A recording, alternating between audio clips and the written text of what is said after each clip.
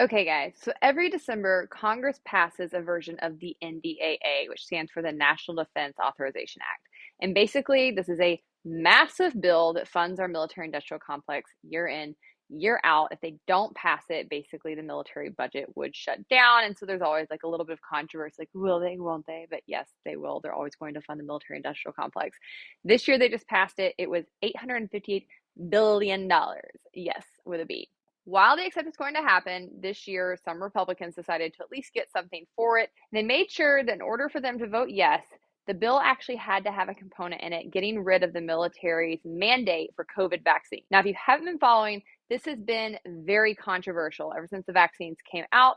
Basically, thousands of military members have been essentially fired without pay because they refused to put this new vaccine in their bodies. So 13 Republican senators basically vowed to vote against the NDAA, led by Senator Rand Paul, unless there was something in the bill basically getting rid of this component because it is a severe violation of civil liberties. No one should have to basically put something in their body, violate their own civil liberties in order to go defend our civil liberties overseas. That makes no sense. But some Republicans actually wanted to go further.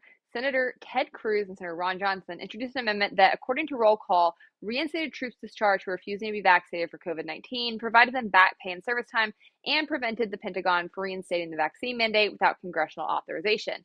But that amendment was defeated 40 to 54, with the threshold for its adoption being 60 votes. So, to break that down, all 50 Democrats voted against it. No surprise there. They've been super anti-civil liberties throughout COVID, especially on things like vaccine mandates.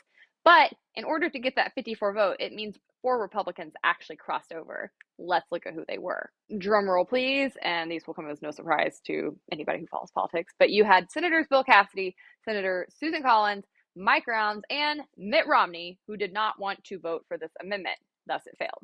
To be clear, forcing people to put something in their bodies is every bit as corrupt as locking people in jail because of something they choose to put in their bodies. The government has no moral authority to do this.